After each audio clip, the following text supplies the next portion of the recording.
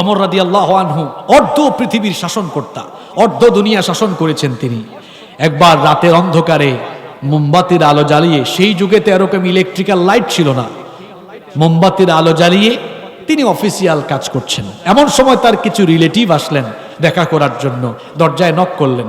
তিনি তাদেরকে ভেতরে ঢুকতে না দিয়ে থামিয়ে দিলেন, বললেন দাঁড়াও। থামিয়ে দিয়ে তিনি তার সামনে থাকা মোমবাতির আগুন ফু দিয়ে নিভিয়ে দিলেন, নতুন আরেকটা মোমবাতিতে আগুন জ্বালালেন। তারপর বললেন ওকে, এবার ঢুকতে পারো, কামেন। এরা ভেতরে যখন আসলো তখন এরা কিউরিসিটি নিয়ে জানতে চাইলেন, আমিরুল মুমিনিন, আপনার সামনে তো মোমবাতি প্রজ্বলিত ছিল, সেটা নিভিয়ে দিয়ে আরেকটা কেন নতুন করে জ্বালালেন? আরেকটা জ্বালানোর তো কোনো প্রয়োজন ছিল না। তিনি বললেন প্রয়োজন ছিল বলে জ্বালিয়েছি।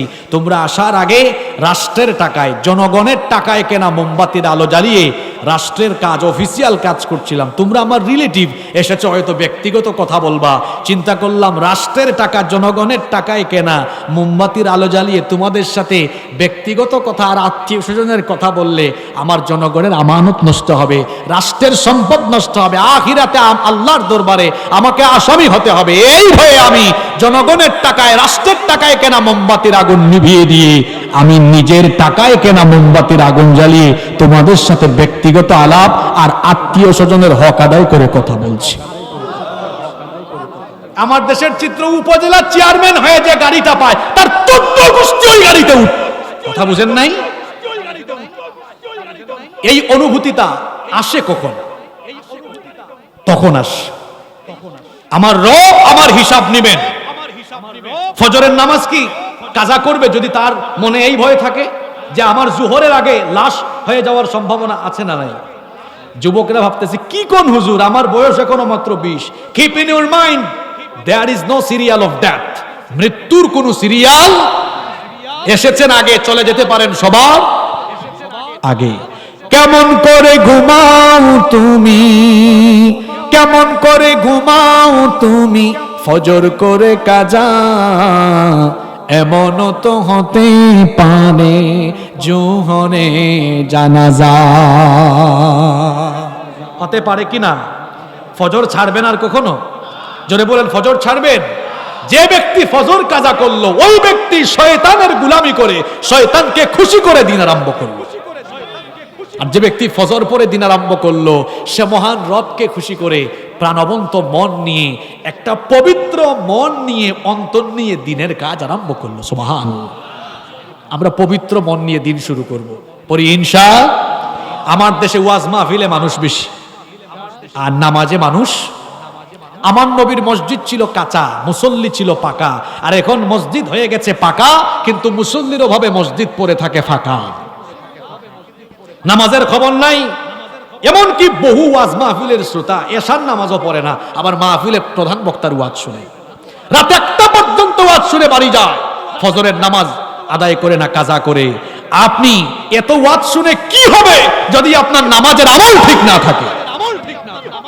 এজন্য আমি অনুরোধ করব, আখিরাতের ভয় অন্তরে লালন করুন। দেখি বলেন তো, বিচার দিবসে আল্লাহ হাক্কুল্লাহ, আল্লাহর হক, হাক্কুল ইবাদ, বান্দার হকের বিচার করবেন। সর্বপ্রথম আল্লাহর হকের হিসাব হবে, আর সেই হিসাব শুরু হবে কোন জিনিস দিয়ে? জোরে বলেন, জোরে বলেন। তো প্রথম প্রশ্ন আপনাদের কমন পড়ছে না আনকমন? এটা যারা নামাজ পড়েন তাদের তো কমন, যারা পড়ে না, আদায় করে না, আনকমন কোয়েশ্চেন সিলেবাসের বাইরে চলে আসছে। সিলেবাস ঠিক করেন। সিলেবাস তো দেওয়াই আছে। সিলেবাস কি? সিলেবাস হচ্ছে কদ আফলাহাল মুমিনুন আল্লাযীনা হুম ফি সলাতিহিম খাশিউন। এরপরে বলেছেন কয়েক আয়াত পরে, ওয়াল্লাযীনা হুম আলা সালাওয়াতিহিম ইউহাফিজুন। Successful indeed at the believers, those who humble themselves in their prayer. সফল কাম তারা, নামাজে বিনয়ী হয়েছে যারা, এবং শেষের দিকে আল্লাহ বলেছেন নামাজের হেফাজতকারী হয়েছে যারা, এরাই হচ্ছে সফল কাম। এদের জন্য আল্লাহ তার জান্নাতুল ফেরদাউস রেখে দিয়েছেন। সুবহানাল্লাহ। নামাজ ছাড়বে না যদি আখিরাতের অনুভূতি থাকে, বেপরদা হবে না যদি আখিরাতের অনুভূতি, জবাবদিহিতার ভয় অন্তরে থাকে। আল্লাহ আখিরাতের ভয় আমাদের অন্তরে ঢুকায় দেয়। আরো আসতে বলে না আমিন। আয়াতগুলো শোনেন, খুব সুন্দর তথ্য আছে সামনে। আল্লাহ বলছেন ইন্নাহু হুয়া ইউবদিউ ওয়া ইউঈদ, নিশ্চয়ই তিনি সৃষ্টির সূচনা করেন এবং তিনি আবার এর পুনরাবৃত্তি ঘটান। এরপরে আল্লাহ তার পরিচয় দিচ্ছেন ওয়া হুয়াল গফুরুল ওয়াদুদ, তিনি হচ্ছেন গফুর, ক্ষমাশীল। ক্ষমা আল্লাহর অন্যতম গুণ। বান্দা যতই গুনাহ করুক, যদি অনুতপ্ত হয়ে অশ্রুসিক্ত নয়ন আর অবনত মস্তকে আল্লাহর কাছে তওবা করে মাফ চায়, আল্লাহ তাকে মাফ করে দেন। সুবহানাল্লাহ। শুধু তাই নয়, তিনি গফুর, পাশাপাশি ওয়াদুদ, তিনি প্রেমময়, স্নেহশীল। তিনি যখন কাউকে ক্ষমা করেন, তিনি তাকে স্নেহ করেন, তিনি তাকে ভালোবাসেন। সুবহানাল্লাহ। এরপরে আল্লাহ বলছেন যে রব পাকড়াও করেন, অন্যায় করলে শাস্তি দেন, সেই রবের কুদরত তোমরা জানো, সেই রবের কুদরত বুঝো। সেই রব হলেন এমন যুল আরশিল মাজিদ, আরশের অধিপতি। তিনি হলেন সম্মানিত। কিসের অধিপতি? এবার কিছু বিজ্ঞানের কথা শোনেন, বিজ্ঞান ভিত্তিক কিছু বাস্তবিক কথা শোনেন। মনোযোগ আছে না চলে গেছে? আমার কথা কি বোঝা যায়? আমার আল্লাহ কিসের অধিপতি? জোরে বলেন, কিসের? আরশের অধিপতি। আরশ কোথায়? আরশ কোথায়? আরশ হলো সবকিছুর উপরে। বলেন আরশ কোথায়? সবকিছুর। আল্লাহ কোথায়? খালি উপরে। এই প্রশ্ন জানেন না? এটা তো আকীদার প্রশ্ন। আইন আল্লাহ, আল্লাহ কোথায়?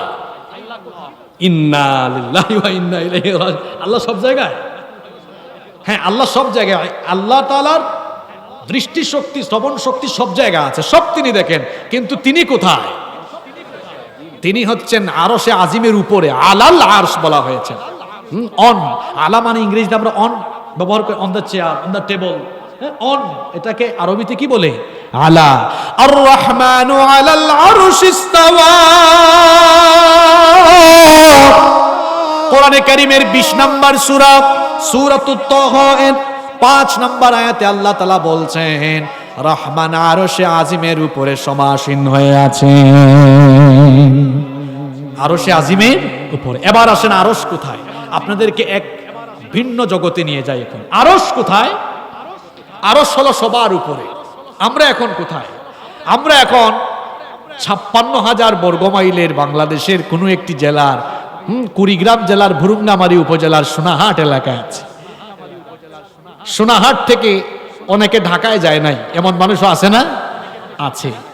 এই দেশ তার কাছে অনেক বড়, কিন্তু যারা প্রতিটি জেলায় সফর করেছেন তাদের কাছে দেশটা খুব ছোট। যেমন আল্লাহ আমাদেরকে সব ডিভিশনে নিয়েছেন, খুব ছোট এটা। 56,000 বর্গমাইল আমাদের, খুব ছোট্ট এ দেশ। আমাদের পাশের দেশ আমাদের চাইতে আরো 30-35 গুণ বড়। আয়তনে কানাডা বাংলাদেশের চেয়ে 90 গুণ বড়। আমেরিকা প্রায় 100 গুণ বড়। আয়তনের দিক থেকে পৃথিবীর সবচাইতে বড় দেশের নাম হলো রাশিয়া। এরকম পৃথিবীতে 250টার বেশি দেশ আছে। এই 250টার বেশি দেশ মিলে কি পুরো পৃথিবী, না পৃথিবীর মাটি? জোরে বলেন, পৃথিবীর মাটি। পৃথিবীর 4 ভাগের 1 ভাগ মাটি আর 3 ভাগই হলো পানি। সবচেয়ে বেশি পানি কোন সাগরে, কোন মহাসাগরে? প্রশান্ত মহাসাগরে। উইকিপিডিয়াতে সার্চ করে দেখবেন, প্রশান্ত মহাসাগরের আয়তন হলো 16,52,50,000 বর্গ কিলোমিটার। একটু সুবহানাল্লাহ মুখ দিয়ে বাইর হয় না? আমার তো মনে গুরুস্থানে বসে আমি কথা বলি। প্রশান্ত মহাসাগরের আয়তন 16,52,50,000 বর্গ কিলোমিটার। আল্লাহু আকবার। আটলান্টিক মহাসাগর হলো দ্বিতীয় বৃহত্তম মহাসাগর, যার আয়তন হলো 10,64,60,000 বর্গ কিলোমিটার। সুবহানাল্লাহ। বিশাল এই জলরাশি, 4 ভাগের 3 ভাগ, 1 ভাগ মাটি, এটা মিলে হলো কি? পৃথিবী। এই পৃথিবীর চাইতে, পৃথিবী একটা গ্রহ, পৃথিবী একটা কি গ্রহ? আমাদের সৌরজগতে পৃথিবীর বাহিরে আরো অনেক গ্রহ আছে না? বুধ, শুক্র, ইউরেনাস, নেপচুন, এগুলো ছোটবেলা আপনারা পড়েছেন। এই যে আমাদের সৌরজগতে এতগুলা গ্রহ আছে, এর সেন্টারে অবস্থিত সূর্য। সূর্য হলো পৃথিবীর চাইতে 13 লক্ষ গুণ বড়। সুবহানাল্লাহ পড়তে ইচ্ছে করে না? অর্থাৎ 13 লক্ষ পৃথিবী যত বড়, একা একটা সূর্য তত। আপনারা বলবেন হুজুর কি কর আপনি এগুলা? হ্যাঁ, আমরা তো সকালবেলা যেটা দেখি সূর্য এত বড় লাগে, মনে হয় এত বড়। আমরা কক্সবাজারে গেলে সূর্য অস্ত গেলে ছেলেরা এইভাবে ছবি তুলে, যে তার হাতের মধ্যে নিয়ে ফেলেছে। এটা বোঝানোর জন্য একটা উদাহরণ দেই। উড়োজাহাজ দেখেছেন তো আপনারা, বিমান দেখেন নাই? আচ্ছা, বিমান যখন উপরে থাকে তাকে বড় লাগে না ছোট লাগে? হ্যাঁ, ছোট। আর যখন নিচে নামে, আপনি দেখবেন ঢাকা এয়ারপোর্টে, দুবাই গেলে দেখবেন, এখানে তো আমাদের ঢাকা এয়ারপোর্টে লেটেস্ট মডেলের বিমানগুলো আসে না, একটা বোয়িং 777 দেখা যায়, মাঝে মাঝে ইমারত, ইতিহাদ, কাতার এয়ারলাইন্স, টার্কিশ এয়ারলাইন্সের কিছু বড় বিমান আসে। আপনি দুবাই যান, দেখবেন লেটেস্ট মডেলের বিমান সেখানে। এক একটা বিমান যখন নামে, বিশাল বিশাল বিমান, কিন্তু আকাশে থাকলে ওইটা ছোট। তাহলে বোঝা গেল আকাশে থাকলে ওইটা কি লাগে? ছোট লাগে। সূর্যকে তো ছোট লাগে কেন জানেন? কারণ আপনার এই জমিন থেকে, মাটি থেকে সূর্য হলো 15 কোটি কিলোমিটার দূরে। সুবহানাল্লাহ কইতে ইচ্ছে করে না আপনাদের? হ্যাঁ, আমি আসছি মাত্র 700 কিলো দূর থেকে, আর আমাদের থেকে সূর্য হলো 15 কোটি কিলোমিটার দূরে। কত কোটি? জোরে বলেন, কত কোটি? ওখানে যেতে আপনার সময় লাগবে কেমন? ধরুন আপনাকে একটা কল্পনার জগতে নিয়ে যায়। মনে করেন আপনি একটা গাড়ি দিয়ে সূর্যে রওনা করেছেন, সূর্য যেখানে আছে ওই দূরত্বে যাবেন। আপনি যদি দিনরাত 24 ঘন্টা না থেমে ঘন্টায় 100 মাইল বেগে গাড়ি চালান, তাহলে সূর্য পর্যন্ত পৌঁছাতে আপনার 106 বছর সময় লাগবে। কত বছর? 106 বছর। আর আপনি যদি বলেন না, আমি গাড়ি দিয়ে যাব না, আমি জাম্বু জেট নিয়ে চলে যাব, জাম্বু জেট দিয়ে গেলেও আপনার 19 বছর সময় লাগবে। তবে তবে আশ্চর্যের ব্যাপার হলো, যত দ্রুতগামী নবযান নিয়ে যান না কেন, সূর্যকে আপনি ধরতে পারবেন না। এখানে যারা বিজ্ঞান নিয়ে পড়াশোনা করেন তারা জানেন যে মহাশূন্যের কোনো কিছুই স্থির নয়। কুল্লুন ফি ফালাকি ইয়াসবাহুন, সবকিছু সন্তরণ করছে, পরিভ্রমণ করছে, ঘুরছে। এজন্য আপনি যেদিন বুরুঙ্গামারি থেকে রওনা দিবেন, সূর্য আজকে এক জায়গায়, 106 বছর পরে যদি হায়াত থাকলে জানো, গিয়ে দেখবেন ওটা ওই জায়গায় নাই, আরেক জায়গায়। আল্লাহু আকবার, আল্লাহু আকবার। 15 কোটি দূরে আছে সূর্য। এই সূর্যের চাইতে বড় কিছু কি মহাশূন্যে নাই? তারকা হলো সূর্যের চাইতে আরো বিশাল বড় তারার হিসাবে সূর্য আকারে অনেক ছোট। বিজ্ঞানীরা আজ পর্যন্ত যতগুলো তারকার সন্ধান পেয়েছেন, এই তারকাগুলোর অর্ধেকই হলো সূর্যের চাইতে বড়, এবং এগুলো বিশাল আকার, দানবের মতো। অ্যাস্ট্রোনমি ম্যাগাজিনের তথ্য মতে এখন পর্যন্ত বিজ্ঞানীদের দেখা, তাদের যন্ত্রপাতি দিয়ে যেটা তারা ধরতে পেরেছেন, এখন পর্যন্ত তারা সবচাইতে বড় যে তারকাটি খুঁজে পেয়েছেন, সেটার নাম হচ্ছে ইউওয়াই স্কুটি, যেটা আয়তনে 500 কোটি সূর্যের সমান। সূর্য পৃথিবীর চেয়ে 13 লক্ষ গুণ বড়। আর বিজ্ঞানীরা তারা তাদের যন্ত্রপাতি দিয়ে এখনো যতটুকু যেতে পেরেছে আর কি, সবচেয়ে বড় তারকা এখনো তারা পেয়েছে যেটা সূর্যের চাইতে আরো 500 কোটি গুণ বড়। পৃথিবীর সবচাইতে নিকটতম তারা, এটা হলো প্রক্সিমা সেন্টারাই। পৃথিবী থেকে এর দূরত্ব হলো 40,55,536 কোটি 80 লক্ষ কিলোমিটার। আমি আবার বলি, 40,55,536 কোটি, 1-2 কোটি না, 40,55,536 কোটি 80 লক্ষ কিলোমিটার। এটা হলো পৃথিবীর সবচেয়ে নিকটের, বলেন সবচেয়ে নিকটের। এটা খুব দূরে না খুব কাছে? দূরত্ব কি খুব দূরে না খুব কাছে? আচ্ছা, এরপরে আসেন এই প্রক্সিমা সেন্টারাই থেকে একটু দূরে অবস্থিত আলফা সেন্টারাই এ এবং আলফা সেন্টারাই বি, এটা আরো 0.1 আলোকবর্ষ দূরে, অর্থাৎ আরো 96,000 কোটি কিলোমিটার আরো বেশি ডিস্টেন্সে অবস্থিত। আল্লাহু আকবার। এগুলো আমরা কোন জায়গা আছি? প্রথম আসমানে না, প্রথম আসমানের নিচের মহাশূন্যে। এ ধরনের একটা দুইটা নয়, বিলিয়ন মিলিয়ন বিলিয়ন ট্রিলিয়ন তারকারাজি আল্লাহ এই মহাশূন্যের একটা গ্যালাক্সির ভেতরে সৃষ্টি করেছে। কয়টা গ্যালাক্সি? এখন গ্যালাক্সির সংখ্যা কি একটা? বিজ্ঞানীরা বলেছেন এখন পর্যন্ত আমাদের তথ্য মতে পৃথিবীতে 2 লক্ষ কোটি পরিমাণ গ্যালাক্সির সন্ধান তারা মহাশূন্যে পেয়েছে। কত লক্ষ কোটি? 2 লক্ষ কোটি আছেন কোথায়? এখনো প্রথম আসমানের উপরে না নিচে? এটা হলো প্রথম আসমানের মহাশূন্য, এরপরে প্রথম আসমান, এরপরে দ্বিতীয় আসমানের মহাশূন্য, এরপরে দ্বিতীয় আসমান। দ্বিতীয় আসমানের তুলনায় প্রথম আসমান এত ছোট, সাহারা মরুভূমিতে হাতের আংটি যেমন তুচ্ছ, দ্বিতীয় আসমানের তুলনায় আল্লাহর প্রথম আসমান ততটুকু তুচ্ছ। তারপরে তৃতীয় আসমানের মহাশূন্য, তারপরে তৃতীয় আসমান, তারপরে চতুর্থ আসমান। আসমান কয়টা? আল্লাযী খালাকা সাবআ সামাওয়াতিন তিবাকা। আল্লাহ পবিত্র কোরআনে বলেছেন 7 স্তরে আমি এটাকে সাজিয়েছি। তারপর চতুর্থ আসমান, পঞ্চম আসমানের মহাশূন্য, পঞ্চম আসমান, ষষ্ঠ আসমানের মহাশূন্য, ষষ্ঠ আসমান, সপ্তম আসমানের মহাশূন্য, তারপরে সপ্তম আসমান। সুবহানাল্লাহ। দেখছেন ভুরুঙ্গামারি থেকে কই উঠলাম? 7 আসমানের পরে আছে সিদরাতুল মুনতাহা, লাস্ট বর্ডার। এরপরে আছে লা জামানা ওয়ালা মাকান, যেখানে সময় এবং স্থানের কোনো ভ্যালু নাই। এরপরে হচ্ছে কুরসি। কার কুরসি? জোরে বলেন, কার কুরসি? এই কুরসি কত বড়? আয়াতুল কুরসির মধ্যে আল্লাহ বলেছেন ওয়াসিআ কুরসিয়ুহুস সামাওয়াতি ওয়াল আরদ। 7 আসমান আর জমিনকে এই কুরসি পরিব্যাপ্ত করে আছে। সুবহানাল্লাহ পড়বেন না? আল্লাহর কুরসি এটা আবার কি? হাদিসে এসেছে, ইবনে আব্বাস রাদিয়াল্লাহু আনহু বর্ণনা করেছেন, আল কুরসিয়্যু মাওদিউল কদামাইন। কুরসি হচ্ছে মহান আল্লাহর কুদরতি 2 কদম রাখার জায়গা। সুবহানাল্লাহ পড়েন। আপনারা এতদিন জানতেন কুরসি আল্লাহর চেয়ার, আল্লাহ মনে হয় ওখানে বসেন। না না না, আল কুরসিয়্যু মাওদিউল কদামাইন। কুরসি হচ্ছে মহান আল্লাহর 2 কদম রাখার স্থান। আল্লাহু আকবার। এই কুরসি কত বড়? শুনেন কুরসি কত বড়। আল্লাহর কুরসি হলো মাসসামাওয়াতুস সাবউ ফিল কুরসি ইল্লা কাদারাহিমা সাবআতিন উলকিয়াত ফি তুরস। আল্লাহর নবী বলেছেন ঢালের মধ্যে 7টা দিরহামের অবস্থান যেমন, দিরহাম বুঝেন তো?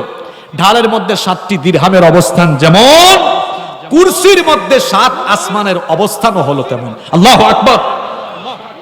এই গেল কুরসি। কুরসি থেকে আরো 500 বছরের দূরত্বে গেলে এর উপরে আছে পানি। পানির উপরে হলো আল্লাহর আরশ। সুবহানাল্লাহ। এই আরশের কথা বলছিলাম, যুল আরশিল মাজিদ। আল্লাহ আরশের অধিপতি। কানা আরশুহু আলাল মা। এই আরশ পানির উপরে, আরশকে বহন করে আছেন। কিয়ামতের ময়দানে কোরআনে কারীমে এসেছে, আল্লাহ তাআলা বলছেন ওয়া ইয়াহমিলু আরশা রাব্বিকা ফাওকাহুম ইয়াওমা ইদিন সামানিয়া। 8 জন ফেরেশতা আল্লাহর আরশকে বহন করে নিয়ে আসবেন।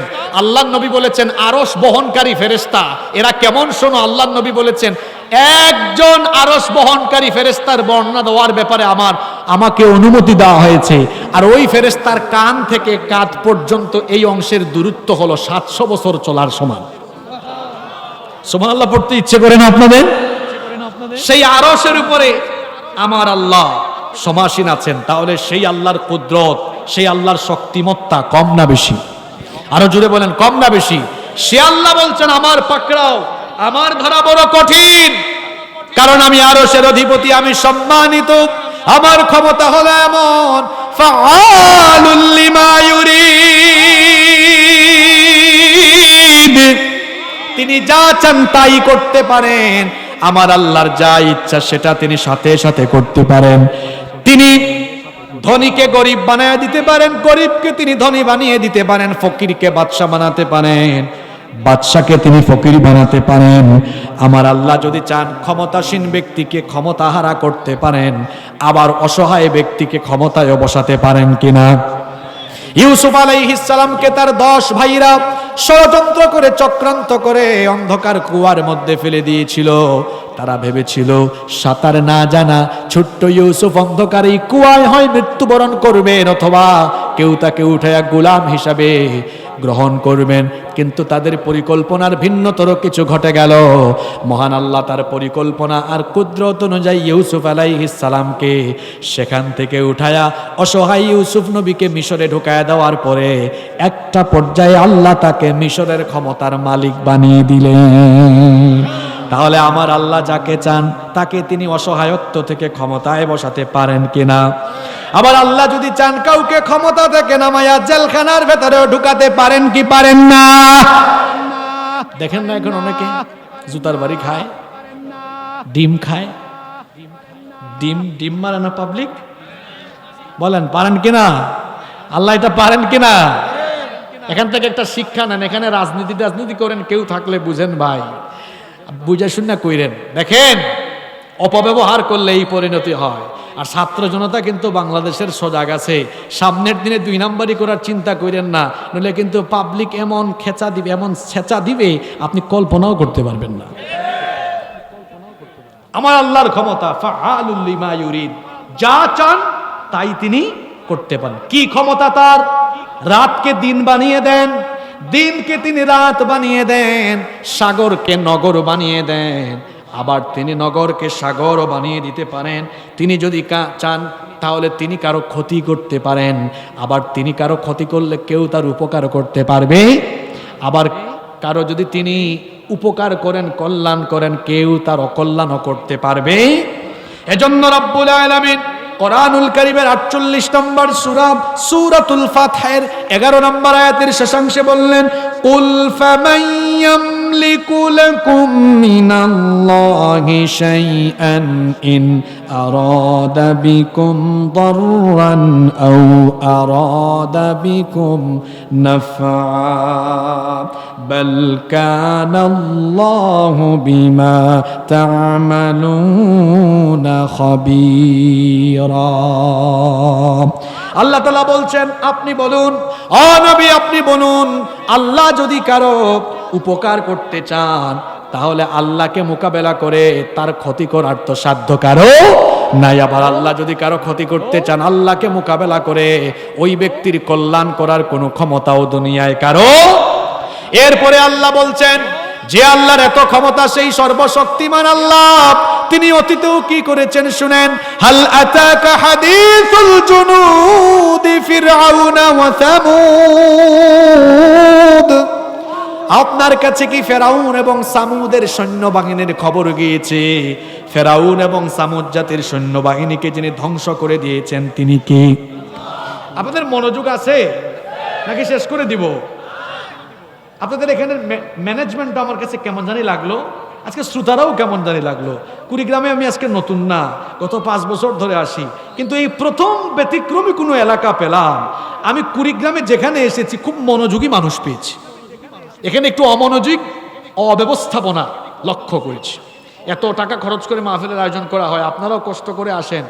কালকে যদি নিজের বিবি বউ বলে কি গো কি জেনে আসছো, কিছু তো কইতে পারবেন না, তখন কিছু মেসেজ নিয়ে যান। এখানে কোরআন হাদিসের বাইরে কোনো কথা হচ্ছে? কিচ্ছা শুনবেন নাকি? কিচ্ছাও জানি আমি খুব ভালো, কিন্তু এটা তো কিচ্ছার কোনো মাহফিল না, এটা নাম দিয়েছেন তো তাফসীরুল কোরআন মাহফিল। কিচ্ছা মাহফিল হলে নাম দিতে হবে কিচ্ছা মাহফিল, শুধু গল্প হবে, হাসি ঠাট্টা হবে। আল্লাহর কোরআন থেকে কথা হচ্ছে, মনোযোগ আছে তো? হাল আতাকা হাদিসুল জুনুদি ফিরআউন ওয়া সামুদ, ফেরাউন এবং সামুদের সৈন্যবাহিনীর খবর কি আপনার কাছে পৌঁছেছে? এখানে 2 জাতির কথা বলা হচ্ছে, একটা হলো ফেরাউন তার জাতির কথা, আর একটা কার কথা? ফেরাউনের সাথে আল্লাহ কি করেছেন। কুরআন বুঝার মজা হলো এক আয়াতের তাফসীর অন্য আয়াতে আছে। ফেরাউনের বাহিনীর সাথে আল্লাহ কি করেছেন? কোরআনে কারীমের 10 নম্বর সূরা ইউনূসের 90 নম্বর আয়াত থেকে আল্লাহ বলছেন, وجاوزنا ببني إسرائيل البحر فأتبعهم فرعون وجنوده بغيا وعدوا। আল্লাহ তাআলা বলছেন আর বনি ইসরাইলকে আমি সাগর পার করে দিলাম, আর সীমালঙ্ঘন এবং অধ্যতপূর্ণ আচরণ নিয়ে ফেরাউনের বাহিনী তাদের পিছু ধাওয়া করেছিল। আল্লাহ মুসা নবীকে বললেন তোমার উম্মত নিয়ে মিশর ছেড়ে তুমি চলে যাও। মিশর ছেড়ে তারা যখন হিজরত করছিলেন, এই খবর যখন ফেরাউন আর তার বাহিনীর কানে গেল, তারা রওনা করলো। ওইদিকে মুসা নবী তার উম্মত নিয়ে যেতে যেতে লোহিত সাগরের সামনে চলে গেলেন। আর পেছন দিক থেকে ফেরাউনের বাহিনী এসে তাদেরকে যখন ধরে ফেলার উপক্রম হলো, মুসা নবীর উম্মত তখন বললেন, ওগো আল্লাহর নবী মুসা, কোথায় আমাদেরকে নিয়ে যাচ্ছেন? সামনে সাগর, সামনে গেলেও এখন মরণ, পিছনে ফেরাউনের বাহিনী, পিছনে গেলেও এখন হবে মরণ। মুসা নবী তখন বললেন, কাল্লা, কখনো নয়, ইন্না মাইয়া রাব্বি সায়াহদিন, নিশ্চয়ই আমাদের সাথে যিনি আছেন তিনি কে? সেই রব আমাদেরকে পথ দেখাবেন। আল্লাহ বললেন, মুসা তোমার হাতের লাঠি দিয়ে আঘাত করো। তিনি যখন আঘাত করলেন, সাগরের মাঝখান দিয়ে একটা নয় 12টা রাস্তা তৈরি করে দিলেন। কি? মুসা নবী তার উম্মত নিয়ে সাগর পার হয়ে গেলেন। ফেরাউন এসে দেখলো সাগরের মাঝখান দিয়ে রাস্তা। সে তখন তার বাহিনীকে বলল, চলো চলো, আমরাও এই রাস্তা দিয়ে পথ অতিক্রম করে মুসা এবং তার অনুসারীদেরকে ধরবো। যেতে যেতে যেতে যেতে তারা যখন ঠিক সাগরের মাঝ বরাবরে পৌঁছালো, পরিণতি কি হলো আল্লাহ পরের অংশে বলছেন, إذا أدركه الغرق قال آمنت أنه لا إله إلا الذي آمنت به بنو إسرائيل وأنا من المسلمين। সাগরের মাঝ বরাবর যখন পৌঁছালো, মাঝখানের রাস্তা এটাকে ভ্যানিশ করে দিলেন কে? জোরে বলেন। পানির অপর নাম আল্লাহ, চাইলে এর অপর নাম মরণ হয়ে কি যেতে পারে না? আল্লাহ তাআলা মাঝখানের রাস্তাকে ধ্বংস করে দিলেন। এখন ফেরাউন আর তার বাহিনীকে সাগরের মাঝখানে পানিতে নাকানি চুবানো খাওয়াচ্ছেন কে? হাত্তা ইদা আদরাকাহুল গরক, যখন সে ডুবে যাচ্ছিল, ক্বালা, সে বলল, আমানতু আন্নাহু লা ইলাহা ইল্লাল্লাযী আমানাত বিহি বানু ইসরাঈল, সেই আল্লাহর উপর ঈমান আনলাম, সেই ইলাহের উপর ঈমান আনলাম যার উপরে বনি ইসরাঈল ঈমান এনেছে। আল্লাহ, আমি ঈমান আনছি, ভালো হয়ে গেছি আমি। আল্লাহ বললেন, আল আন, এখন তো সময় হয়েছে, ওয়াকাদ আসাইতা ওয়া কুনতা মিনাল মুফসিদিন। তওবা মরণের সময় করলে হয় না, দুই সময়ের আগে তওবা করলে তওবা কবুল হয়। কিয়ামতের সূর্য উদিত হওয়ার আগে তওবা করলে তওবা কবুল হবে, আর মৃত্যুর গড়গড়ানি আরম্ভ হয়ে গেলে আর তওবা কবুল হবে। আমার দেশের ফেরাউনও যখন বুঝছে সব হারায় ফেলবে, তওবা করছিল, কিন্তু বলেছিল, ছাত্ররা আসো, আমার দরজা খোলা আছে। ছাত্ররা বলেছিল, তোমার দরজা খুলে তুমি নিজেই চলে যাও। কথা বুঝেন না আপনারা? ফেরাউনও বলছে, আল্লাহ ভালো হয়ে গেছি তো। আল্লাহ বলেন, আল আন, এখন, ওয়াকাদ আসাইতা ক্বাবলু, ইতিপূর্বে তুই আমার অবাধ্য হয়েছিলে, সব ধরনের সন্ত্রাসী কাজ তুই পরিচালনা করেছিলি, ওয়া কুনতা মিনাল মুফসিদিন, তুই সন্ত্রাসী ছিলে, এখন আর তোরে ছাড় দেওয়া। আল্লাহ বললেন, রাখ, তোরে কেমনে ধ্বংস করি দেখ। ফালইয়াউমা নুনাজ্জিকা বিবাদানিকা লিতাকুনা লিমান খালফাকা আয়া, তোর জান আমি কবজ করব ঠিক, কিন্তু তোর দেহখানাকে কিয়ামত পর্যন্ত রেখে দিব, যাতে করে তোর পরবর্তীতে কিয়ামত পর্যন্ত তোর মতো স্বৈরাচারেরা পরিণতি কি হয় তোকে দেখে যেন শিক্ষা নিতে পারে। হাল আতাকা হাদিসুল জুনুদি ফিরআউন ওয়া সামুদ, ফেরাউন এবং সামুদের খবর কি আপনার কাছে পৌঁছেনি? ফেরাউনের বাহিনীকে শেষ করে দিয়েছেন কে? বাকি থাকলো কোন জাতি? সামুদ জাতি। এই সামুদ জাতির কাছে একজন নবী এসেছিলেন, এই নবীর নাম হলো সালেহ আলাইহিস সালাম। এই নবীর নাম কি? সালেহ আলাইহিস সালাম এসে তাদেরকে হেদায়েতের পথ দেখিয়েছিলেন। কোরআনুল কারীমের 41 নম্বর সূরা, সূরা হামিম আস-সাজদা এর 17 নম্বর আয়াতে আল্লাহ বলছেন, ওয়া আম্মা সামুদ ফাহাদাইনাহুম ফাস্তাহাব্বুল আমা আলাল হুদা ফাআখাযাতহুম সাইকাতুল আযাবাল হুনি বিমা কানু ইয়াকসিবুন। আল্লাহ বলছেন, অতএব সামুদ জাতিকে আমি হেদায়েতের পথ দেখিয়ে দিয়েছিলাম, কিন্তু তারা হেদায়েতের পথে চলার পরিবর্তে অন্ধ পথকে গ্রহণ করে নিল, অর্থাৎ গুমরাহির পথকে তারা গ্রহণ করে নিল। সালেহ আলাইহিস সালাম তাদেরকে দাওয়াত দিলেন, কিন্তু তারা দাওয়াত কবুল করলো না। তারা বিদ্রোহী আচরণ করলো আর বলল, সালেহ তুমি যদি নবী হয়ে থাকো তো পাহাড় থেকে পাহাড়ের যে কোনো একটা পাথরকে ফাটিয়ে দিয়ে সেখান থেকে তুমি 10 মাসের গর্ভবতী উটনি নিয়ে আসো। শুনতেছেন আপনারা? সালেহ আলাইহিস সালাম আল্লাহর কাছে যখন এটা চাইলেন, পাহাড়ের মধ্যে কম্পন আরম্ভ হয়ে গেল, পাহাড়ের মধ্যে একটা পাথর ফেটে তখন আল্লাহর হুকুমে 10 মাসের গর্ভবতী একটা উটনি বের হয়ে আসলো। আল্লাহু আকবার। সালেহ আলাইহিস সালাম বললেন, হাদিহি নাকাতুল্লাহ, এটা হচ্ছে আল্লাহ প্রদত্ত মুআজিজা উটনি, তোমরা এর সাথে কোনো খারাপ আচরণ করো না, স্বাধীনভাবে তাকে বিচরণ করতে দাও, স্বাধীনভাবে জমিনে তাকে চলাফেরা করতে দাও, খারাপ আচরণ করো না, তাকে কষ্ট দিও না। সামুদ জাতির লোকের একটা কুয়া থেকে পানি পান করত, আল্লাহ তাআলা তাদেরকে বলে দিলেন, পানি বন্টনের নীতিমাল হলো এখন থেকে তোমরা একদিন পানি পান করবে, পরের দিন এই উটনি পানি পান করবে। কারণ এই মুআজিজা উটনি এটা এমন ছিল, এটা যেদিন কুয়ার পানি পান করত সব পানি একাই সে পান করে ফেলতো। আল্লাহু আকবার। কিছুদিন এভাবে চলতে লাগলো। একদিন সামুদ জাতির লোকেরা পানি পান করে, পরের দিন উটনি একাই সব পানি পান করে ফেলে। আবার পরবর্তী দিন যেদিন উটনি পানি পান করে সেই দিন আবার তারা তাদের বিভিন্ন উটনি থেকে দুধ পান করে, আর বাকি দুধ তারা পাত্রের মধ্যে সরবরাহ করে রেখে দেয়। এরকম করে যখন কয়েকদিন চলতে লাগলো, তারা পেরেশান হয়ে গেল, দিশেহারা হয়ে গেল। সিদ্ধান্ত নিয়ে তারা ওই উটনিকে হত্যা করলো। উটনিকে হত্যা করেই ক্ষান্ত হলো না, তারা সালেহ আলাইহিস সালামকে হত্যা করার জন্য সামুদ জাতির 9 জন নেতা একটা কমিটিও গঠন করেছিল। একজনকে পাঠিয়েছিল, যেই লোক হত্যা করতে গিয়েছিল মাঝ পথে আল্লাহ তাআলা তার গজব দিয়ে ওই ব্যক্তিকে ধ্বংস করে দিয়েছেন। আল্লাহু আকবার। সালেহ আলাইহিস সালাম তখন তাদেরকে বললেন, তোমরা আল্লাহর দেওয়া মুআজিজা এই উটনিকে হত্যা করেছো, আমাকেও হত্যা করতে চাইছো, 3 দিনের ভেতরে তোমাদের উপরে গজব আসবে। জুড়ে বলেন কয়দিন? 3 দিনের আলটিমেটাম দিলেন এবং আলামত বলে দিলেন, লক্ষণ বলে দিলেন। বললেন, আগামীকাল বৃহস্পতিবার তোমাদের গায়ের চেহারা হলুদ বর্ণ ধারণ করবে, শুক্রবার জুমার দিনে তোমাদের চেহারা লাল বর্ণ ধারণ করবে, শনিবার তোমাদের চেহারা কৃষ্ণ বর্ণ ধারণ করবে, এরপরে চতুর্থ দিনে তোমাদের উপরে গজব নেমে আসবে।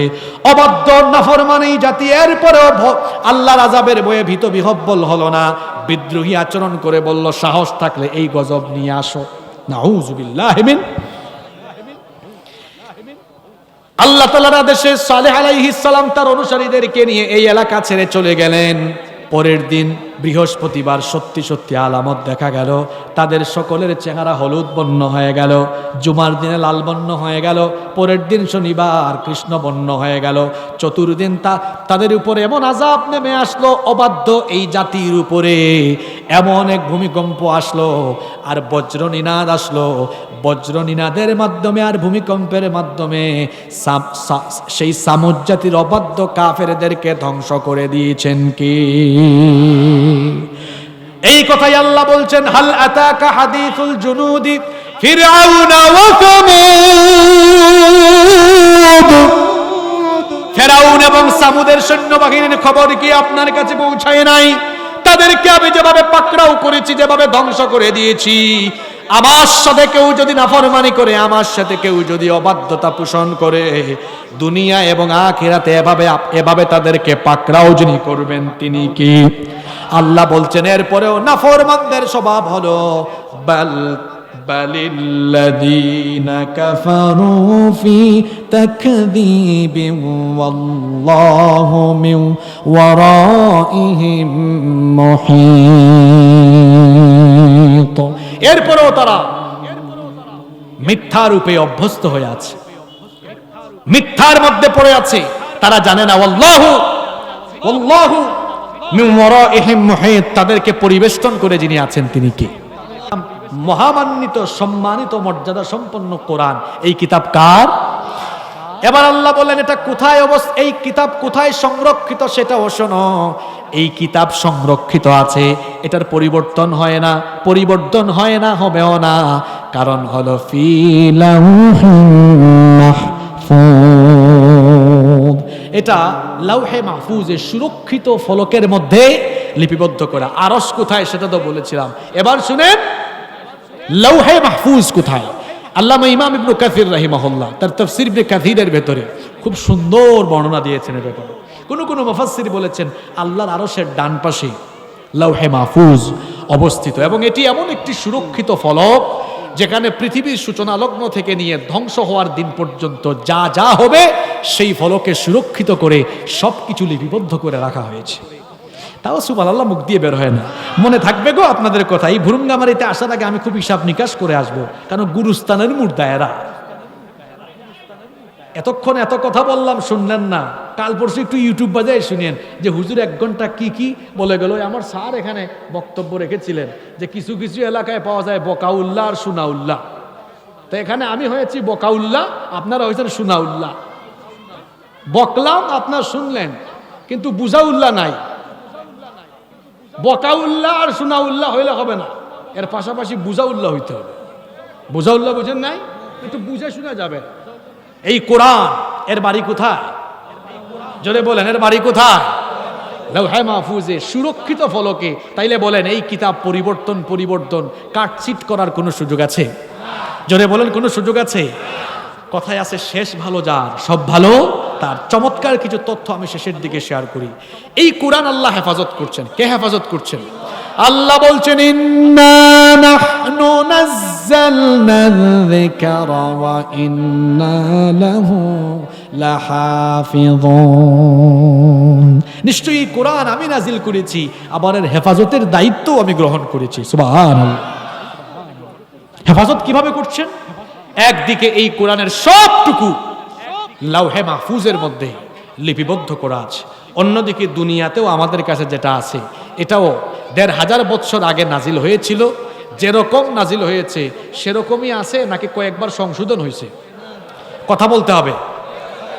চিন্তা করেছেন, ১৫০০ বছর আগে নাজিল হয়েছে আমাদের নবীজির উপরে, তখন যেমন ছিল এখনো তেমন আছে। কি করে এটাকে এত চমৎকার করে হেফাজত করা হয়েছে? এই তথ্যগুলো কোনো মাহফিলে আপনারা শুনবেন না, এগুলো মনে রাখেন, শুনে যান। এগুলো একাডেমিক আলোচনা, বিভিন্ন মাদ্রাসায় বা ইউনিভার্সিটিতে যখন উলুমুল কোরআন পড়ানো হয় সেখানে এগুলো আলোচনা হয়। কিভাবে আল্লাহ তাআলা এই কোরআনকে লৌহে মাহফুজে, কোরআনের বাড়িতে তো কোরআন সংরক্ষিত আছে, পাশাপাশি এই দুনিয়ায়ও আল্লাহ তাআলা 2 পদ্ধতিতে এর হেফাজত করছেন। কয় পদ্ধতিতে? বলেন, কয় পদ্ধতিতে? নাম্বার 1, 1 হিফজের মাধ্যমে, 2 লিখন পদ্ধতির মাধ্যমে। 1 নাম্বার কি বলেছি? হিফজ। নাজিলের যুগেই সেটা ছিল। আল্লাহর নবীর কাছে যখনই জিবরিল আমিন ওহী নিয়ে আসতেন, আল্লাহর নবীর সাথে সাথে ওই আয়াত বা ওই সূরাগুলো মুখস্থ করে ফেলতেন। সুবহানাল্লাহ। নবীজির সাথে সাথে সাহাবীদেরকে তেলাওয়াত শোনাতেন। আর ইসলাম গ্রহণের পরে সাহাবীদের মেমোরাইজিং ক্যাপাসিটি আল্লাহ এমনভাবে বাড়িয়ে দিয়েছিলেন, তারাও নবীজির জবান থেকে শোনা মাত্রই তারা নিজেরাও কোরআন মুখস্থ করে ফেলতেন। সুবহানাল্লাহ। এজন্য রাসূলের যুগে অসংখ্য হাফিজে কোরআন সাহাবী ছিলেন। তাহলে কোরআন দুনিয়াতে সংরক্ষণ হচ্ছে 1 হিফজের মাধ্যমে। কোরআন নাজিলের যুগে হাফেজ ছিল, এখন এই যুগে তো নাই আর।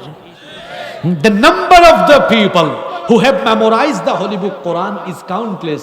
পৃথিবীতে এই কোরআন মুখস্থকারীর সংখ্যা এত কাউন্টলেস, গণনা করে আপনি শেষ করতে পারবেন না। পৃথিবীতে কোরআন ছাড়া অন্য কোনো বইয়ের এত মুখস্থকারী আর নাই। তাওরাতের নাই, জবুরের নাই, ইনজিলের নাই, কিন্তু কোরআনের এত হাফেজ। এই ইউনিয়নের নাম কি? সোনাহাট।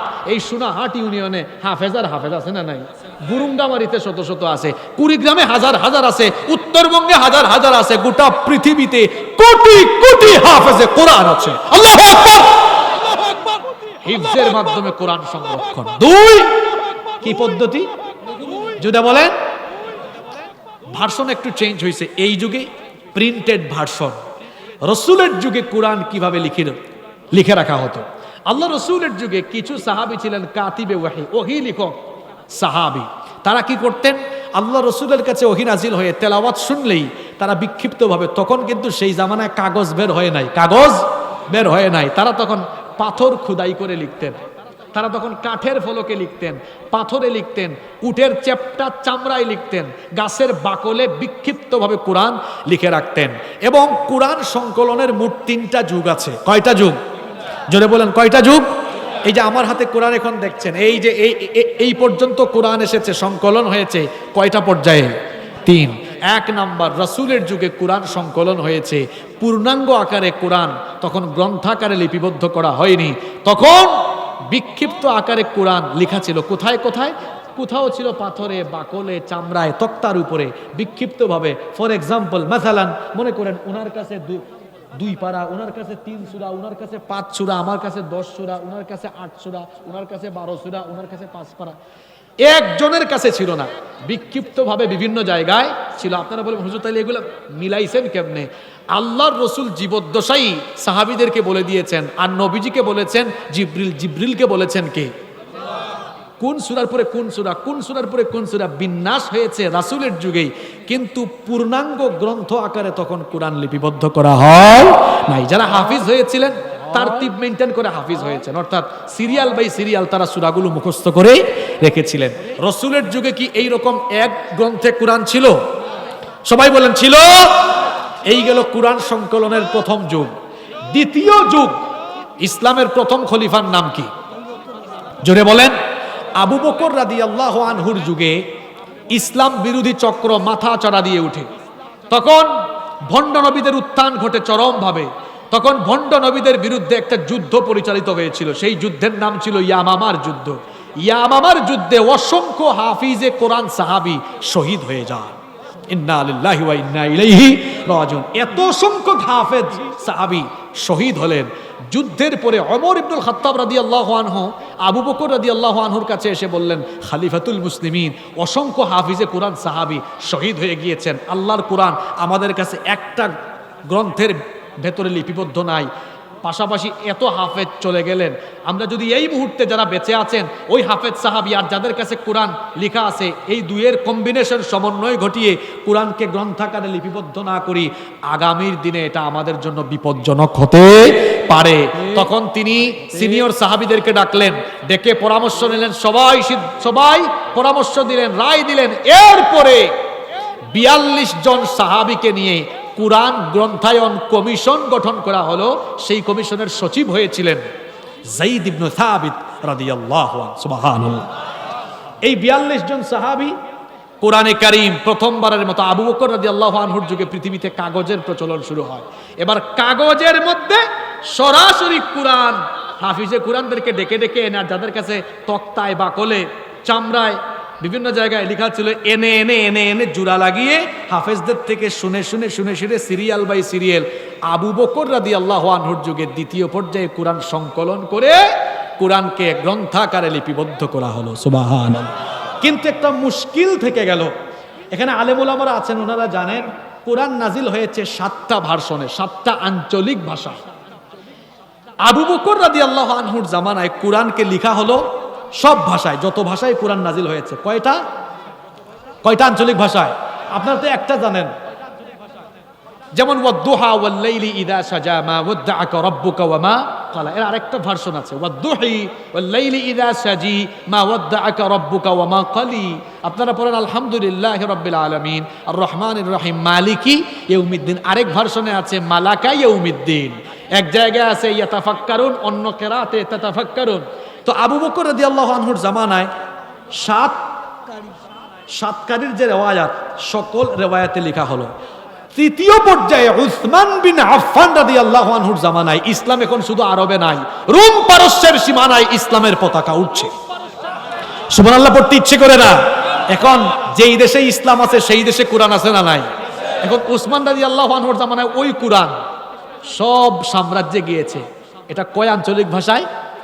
এখন সাহাবীরা এক একজন এক এক কেরাতে শিখছেন, এক একজন এক এক জায়গায় গিয়েছেন, যে যেটা শিখেছেন ওইটা শিখিয়েছেন।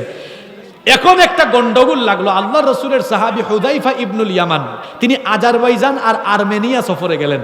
আজারবাইজান এবং আর্মেনিয়া সফরে গিয়ে দেখলেন ইরাক আর সিরিয়ার মানুষ এক একজন এক এক কেরাতে কোরআন পড়ে, আর একজন আরেকজনের সাথে ভেজাল করে, এই তুই ওয়াদ-দুহা কেন পড়লি? আমি তো ওয়াদ-দুহি পড়ি। একজন পড়ে মালিকি, একজন পড়ে মালাকা, একজন কই ইয়াতাফাক্কারুন, আরেকজন কয়। এটা তিনি নিজের চোখে দেখলে দ্রুত মদিনায় আসলেন। মদিনায় এসে ওসমান রাদিয়াল্লাহু আনহুকে বললেন, খলিফাতুল মুসলিমিন, ভেজাল তো লেগে গেছে, এক এক কেরাতে সবাই কোরআন পড়ে, কয়েকদিন পরে আরো গন্ডগোল লাগবে। 7 কেরাত থেকে এক কেরাতে কোরআনকে লিপিবদ্ধ করা হোক সারা দুনিয়ার মুসলমানদের জন্য। আবার ওই কাতিবে ওহীদেরকে ডেকে তখন সারা দুনিয়ার ইসলামী সাম্রাজ্যের জন্য একই পঠন রীতির কোরআন উসমান রাদিয়াল্লাহু আনহুর যুগে লিপিবদ্ধ করা হলো। এটাই হলো সেই মুসহাফে উসমানী। সুবহানাল্লাহ।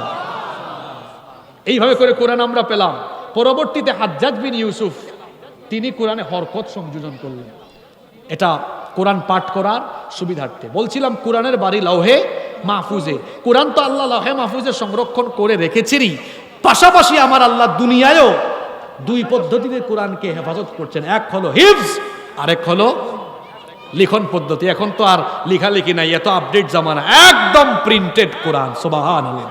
এখন আপনারা বলেন, যদি সারা দুনিয়ার ইসলাম বিরোধী কোরআন বিরোধীরা কোরআনের সব প্রিন্টেড কপিকে এক জায়গায় করে আগুন লাগায়া জ্বালায়া দেয়, পৃথিবী থেকে কোরআনকে ধ্বংস করে দেওয়া যাবে? কেন যাবে না? আমার হাফেজদের সিনার ভেতরে এই কোরআনকে হেফাজত করে রেখেছেন কি? ওই হিন্দু লোকটা তো চমৎকারই বলেছে, যদি আগুন লেগে ধ্বংস হয়ে যায়, যদি আগুন লেগে যায় পুড়ে যায় পৃথিবীর সব বইয়ের দোকান, বিশ্ব থেকে হারাবে না, বিশ্ব থেকে হারাবে না পবিত্র কোরআন।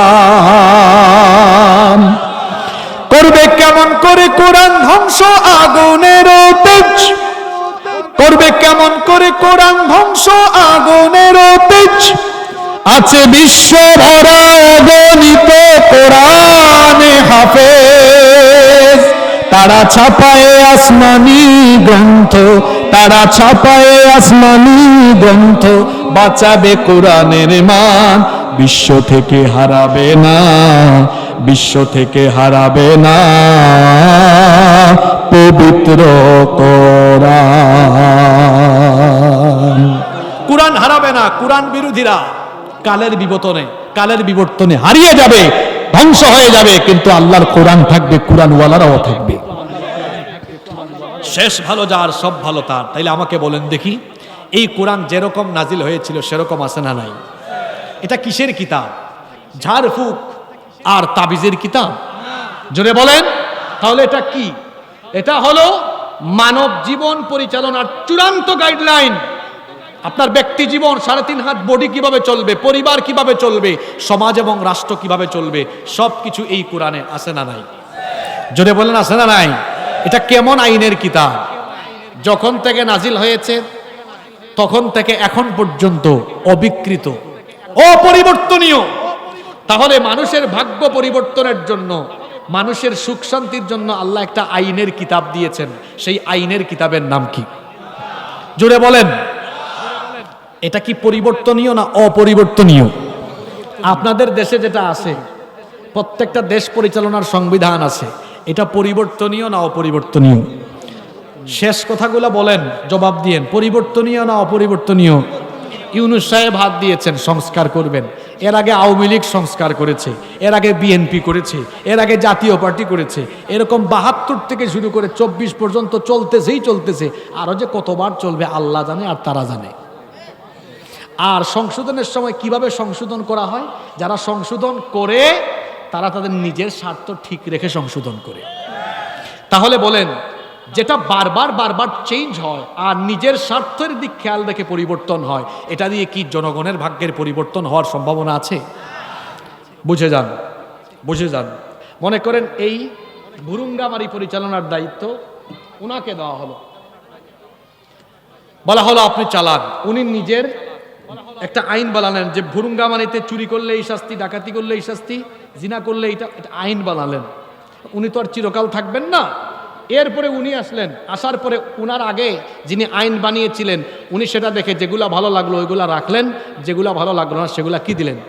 বাদ দিলেন। উনি আসলেন, উনিও কাটছিট করলেন। আমি আবার আইসা দেখলাম যে আমার ক্ষমতার আগের জন যিনি করেছেন, চুরির শাস্তি উনি দিচ্ছেন 6 মাসের জেল। আমার ডানে বামে তো আমার দলীয় লোকজন চোর বেশি, আমি বললাম চুরি করলে 1 মাসের জেল কমাই দিলাম, ক্ষমতা তো আমার কাছে আছে, পরিবর্তন করলাম। উনি আবার করলেন। তাহলে বোঝা গেল মানুষের তৈরি করা আইন যে যখন সুযোগ পায় তার নিজের মতো করে কি করে। জোরে বলেন। এবার আসেন, আবার ওই জায়গায় চলে যান। উনাকে বললাম, বাবা আপনি চালান ভুরুঙ্গামারি, নিজে কোনো আইন বানাতে পারবেন না, আইনের কিতাব আমার কাছে আছে, সেটা কি? চালান। চালাইলেন। উনি কি এখান থেকে একটা বাদ দিতে পারবেন, লাগাইতে পারবেন? তারপরে উনি, তারপরে আমি, তারপর তিনি, তারপর উনি। ব্যক্তির পরিবর্তন হবে, আইনের পরিবর্তন কবে বুঝবেন আপনারা? বাংলাদেশে যদি এইভাবে ব্যক্তি আর দল সংবিধান বানিয়ে তারা নিজেরাই পরিবর্তন করে, আমি চ্যালেঞ্জ করলাম কিয়ামত পর্যন্ত মানুষের ভাগ্যের উন্নয়ন হবে না।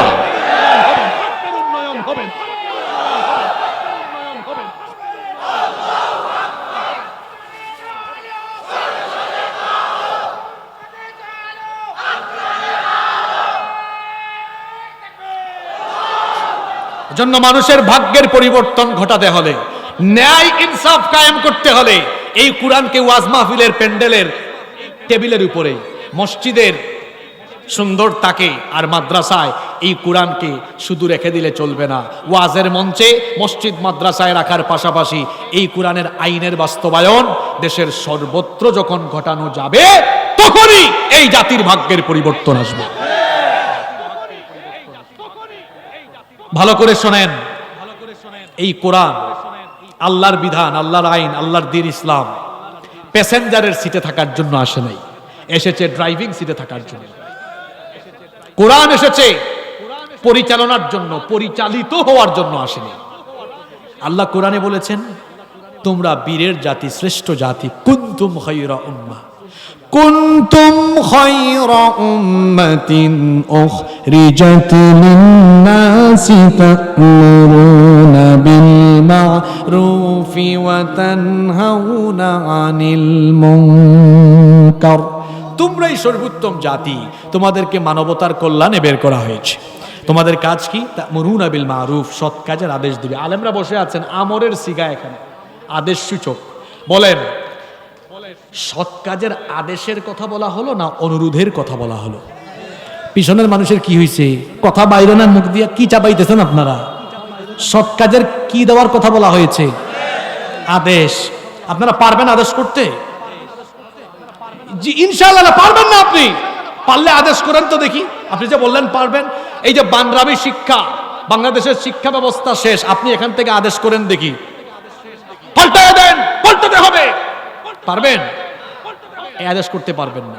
আপনি কি করতে পারবেন? সর্বোচ্চ অনুরোধ করতে পারবেন। কি করতে পারবেন? তাহলে বাংলাদেশে এখন সৎ কাজের আদেশ চলে না অনুরোধ চলে? বুঝছেন এবার আপনি কোন জায়গায় আছেন? আপনার অবস্থান আমি বুঝাচ্ছি। আমাদের দেশে ইসলাম, দ্বীন, আল্লাহর কোরআনের বিধান, এটা মানানোর জন্য আদেশ করা যায় না। কি করতে হয়? এই কথা বলছেন না কেন? অনুরোধ করতে হয়। এখন আপনারা বলেন, আল্লাহ কোরআনে বলেছেন ইসলামের বিধানগুলো, মুসলমানরা কি সৎ কাজের অনুরোধ জানাবে না আদেশ করবে? তাহলে আদেশ করতে পারে না কেন? কারণ কোরআনকে, ইসলামকে আদেশের মাকামে তারা নিয়ে যেতে পারে নাই। তারা কোরআনকে রেখেছে, ইসলামকে রেখেছে মসজিদ পর্যন্ত। ওই জায়গা পার্লামেন্ট, সেক্রেটারিয়েট আর বঙ্গভবন যেই দিন কোরআনের দখলে আসবে এবং সেখানে যখন কোরআনওয়ালা লোকেরা ঢুকবে, অনুরোধ করে নয়, আদেশ করে করে সমস্ত অন্যায়কে বন্ধ করে দিয়ে সব কাজগুলো বাংলাদেশে জারি করে দেওয়া হবে। তাহলে কি বুঝলেন? অনুরোধ করে যা হয় না, আদেশ দিয়ে তা হয়। ওয়াজ করে যা হয় না, পাওয়ার দিয়ে তা। বাংলাদেশে 68,000 গ্রাম আছে গো। এই 68,000 গ্রামে আমরা 68,000 হুজুর যদি বলি আজকে থেকে বাংলাদেশে সুদ বন্ধ করেন, ঘুষ বন্ধ করেন, সবাই নামাজি হয়ে যান, আমাদের 1-2 ঘন্টার ওয়াজ শুনে কিছু মানুষ নামাজি হবে, সামষ্টিক পরিবর্তন আসবে। করে গেলাম।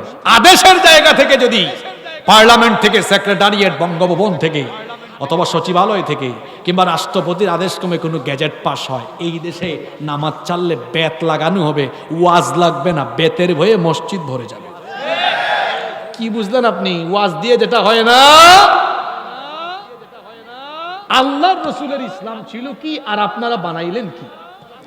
আল্লাহর রসুল এই কোরআন মসজিদে যেমন রেখেছেন, ঝাড় ফুকেও কোরআন রেখেছেন, ঠিক তেমনি ভাবে মদিনার আদালত পরিচালনায় এবং মদিনার রাষ্ট্র পরিচালনায় আল্লাহর কোরআনের আইনের বাস্তবায়ন ঘটিয়েছেন।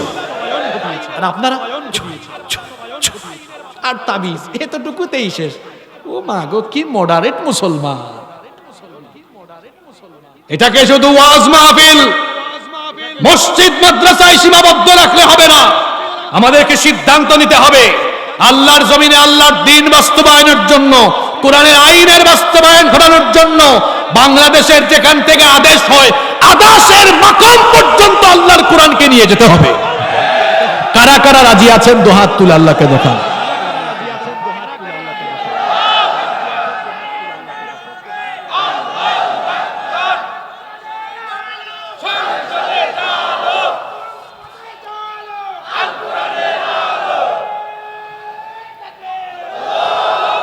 সূরা বুরুজ 12 থেকে 22 এই আয়াতগুলোর আমরা যে আলোচনা শুনলাম, এখান থেকে আমরা কি কি শিখলাম? 1 মিনিটে কিছু শিক্ষা বলি। নাম্বার 1, প্রথম শিক্ষা হলো আমরা আজকের তাফসীর থেকে জানতে পারলাম আল্লাহ তাআলা হচ্ছেন মহাপরাক্রমশালী। তিনি হিসাব নেবেন, বিচার করবেন, তিনি যখন ধরবেন আর ছাড়বেন না। দ্বিতীয় যে শিক্ষাটা আমরা এখান থেকে নিলাম, ওই যে আল্লাহ বলেছেন তিনি ইউবদিউ ওয়া ইউঈদ, যেভাবে সৃষ্টির সূচনা করেছিলেন আবার পুনরাবৃত্তি ঘটিয়ে তোমাদেরকে জীবিতও করবেন। আখিরাতের জবাবদিহিতার ভয় লালন করে আমরা 24 ঘন্টা চলাফেরা করব ইনশাআল্লাহ। 3 নাম্বার, বাড়াবাড়ি করব না আমরা, কারণ বাড়াবাড়ির পরিণতি ইতিপূর্বেও ভালো হয় নাই। ফেরাউন আর সামুদ জাতির ইতিহাস থেকে আমরা শিক্ষা নিব। 4 এবং সর্বশেষ শিক্ষা হলো আমরা কোরআনের পরিচয়ে জানতে পেরেছি এটাকে লৌহে মাহফুজে যেমন হেফাজত করা হয়েছে তেমনি দুনিয়াতেও হেফাজত করা হচ্ছে। এর বিধান অপরিবর্তনীয় এবং এটি সংযোজন করা যায় না, বিয়োজন করা যায় না। এটি ছাড়া মানুষের মুক্তি আসবে না, শান্তি আসবে না। এজন্য শুধু ওয়াজ নসিহতে আর মসজিদে মাদ্রাসায় কোরআনকে রেখে দিলে চলবে না, বরং কোরআন পড়ে, কোরআন বুঝে, কোরআনের রঙে রঙিন হয়ে, কোরআনের আন্দোলনে নিজেদেরকে সামিল করে এই দেশে কোরআনের আইনের বাস্তবায়ন ঘটানোর জন্য প্রাণান্তকর প্রচেষ্টা করতে হবে। আল্লাহ আমাদেরকে এই শিক্ষাগুলো বাস্তব জীবনে প্রতিফলিত করার তৌফিক দান করেন।